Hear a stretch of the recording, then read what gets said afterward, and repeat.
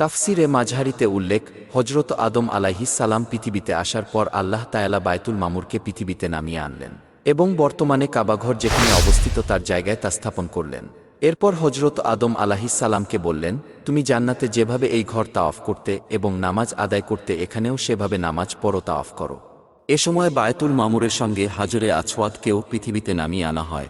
পৃথিবীতে নামিয়ে আনার সময় হাজরে আসওয়াদের রং ছিল একেবারে সাদা এবং আলোক উজ্জ্বল। তবে জাহেলি যুগে পাপী ও অপবিত্র নারীর স্পর্শে পাথরটি কালো হয়ে যায়। হজরত আব্বাস রাদিয়াল্লাহু আনহু থেকে বর্ণিত, হজরত নূহ আলাইহিস সালামের মহাপ্লাবনের সময় বায়তুল মামুরকে কাবাঘরের স্থান থেকে আসমানে তুলে নেওয়া হয় এবং হজরত জিব্রাইল হাজরে আসওয়াদকে মক্কার আবু কুবাইস পাহাড়ে সংরক্ষিত করে রাখেন। একদা হজরত ইসমাইল আলাইহিস সালাম আবু কুবাইস পাহাড় থেকে একটি আওয়াজ শুনলেন।